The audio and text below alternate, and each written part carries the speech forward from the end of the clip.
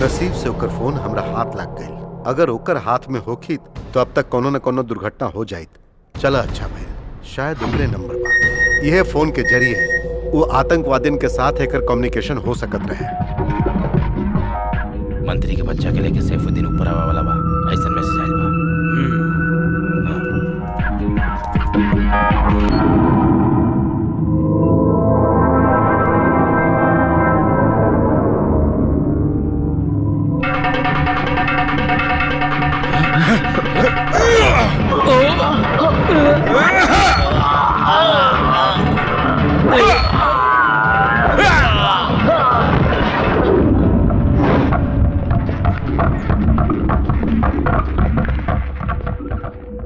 हमके इतना ही चाहिए, खाली एगो फोन कॉल। तू फोन करके पुलिस वाला के समझावत था, वो हमनी के सब साथी के लेके वापस आ जाइए। इतना तो करबे ना तो तू दोनों यहाँ जान से मारल जाइबा। ना हो सकेला, चाहे हमार जान भी चल जाओ, लेकिन हम ऐसा ना करब। ए मिस्टर, हमरा के हमार जान से ज्यादा हमार देश प्यारा बा। बहुत बढ़िया। अब तुहारी लेक्चर हमरा के ना चाहिए। बहुत साल बाद तोरा के लइका भइला ना, वो बच्चा हमनी के लोगन के पास बा। इतना काफी ना बा? ओकरा जरिए हम अपन मकसद में कामयाब होखब, तब तोरा के पता चली। अगर तू बच्चा चाहत बड़ा तो हमनी साथ मिलके हमनी के मदद कर ही के पड़ी। तभी तू लोग के बचा पाईबा, ना तो तोहर बच्चा के मार देबा। हम तोरा सोचे खातिर कुछ वक्त देता नहीं, आराम से सोच के हमरा के बताइया, बच्चा चाहे कि ना तोरा? तू जाना तड़ा केकरा से बात कर रहल बड़ा?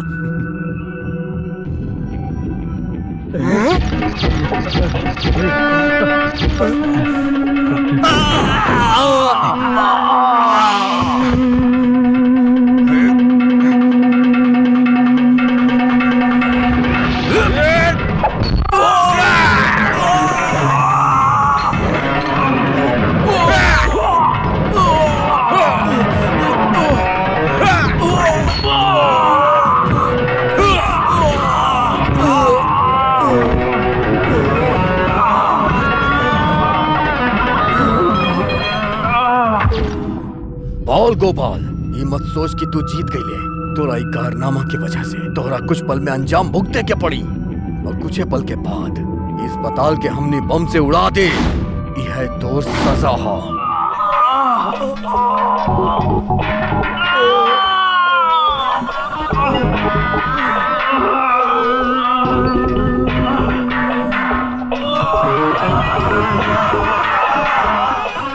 बोल गोपाल।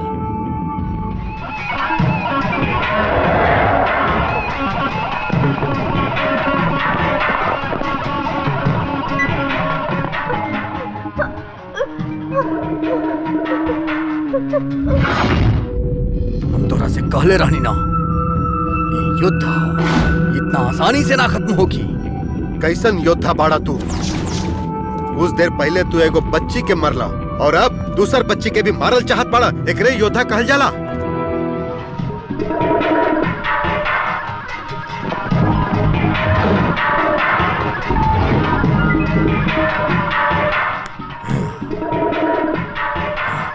हमें कोई योद्धा बना। जा।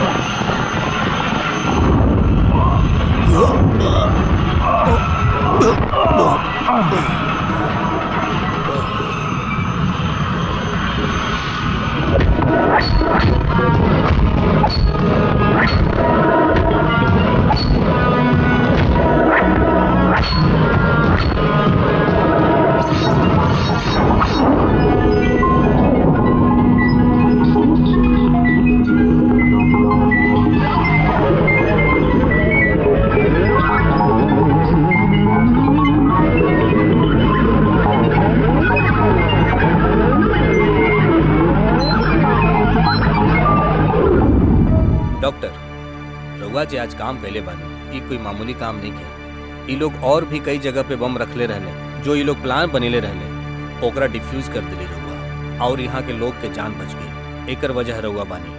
आज जे रउआ कैले बानी एकरा हम कबो न भुला अरे सकीला। जाय दी, हम का कैनी, ये तो ऊपर वाला की इच्छा रहे। हम तो बस पुतला की तरह अभिनय कैनी। अगर हम अभिनय ना करती तो केहू और कर लोग ली। सही कहला कि डॉक्टर के अंदर भगवान के रूप होखेला। आज हम और यहाँ के लोग ही नहीं बल्कि हमार बच्चा, हमार देश के लोग, सभी लोग बच गए। सच में रउआ बहुत महान बानी। रउआ सिर्फ एगो इंसान ही नहीं, रउआ अवतार बानी। रउआ के हमनी के सब कबो ना भुला पावल जाए। हमनी सब राउरी कर्ज जीवन भर ना अरे उतार पावल। छोड़ी ये सब। जवा जवा अधर्म पैदा होखेला ओइजा सब जगह पर भगवान अवतार लेबे करेलन। हम तो एगो आम इंसान हैं। डॉक्टर रउआ बहुत महान बानी। रउआ के डॉक्टर सब और भी रउआ के महान बनावेला। इस साल के वीरता के अवार्ड हम रउआ कहीं दिलवाई। ये सब हमके बिल्कुल ना चाहिए, लेकिन हमारे एगो ख्वाहिश बा कि एजा जे कुछ भी भइल ओकर सारा श्रेय इकबाल के ही जात बा। अरे क्रेडिट देवे के बा तो इकबाल के दी।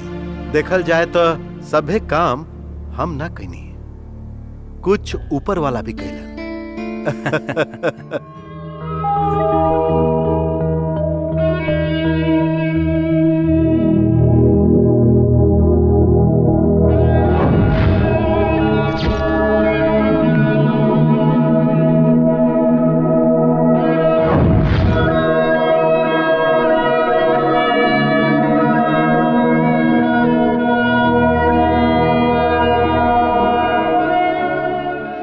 ए पवित्र धरती पर अत्याचार बढ़ावे के खातिर और दूसर के जिंदगी तबाह करे के खातिर कुछ लोग तुल गइल बाड़न। हजार नहीं, ए तरह के लाखों लोग ए काम में जुटल बाड़न। हिंदू, मुस्लिम, सिख, ईसाई सभे के समाज में एकजुट हो के रहे के चाहिए। हमनी के भाईचारा के रिश्ते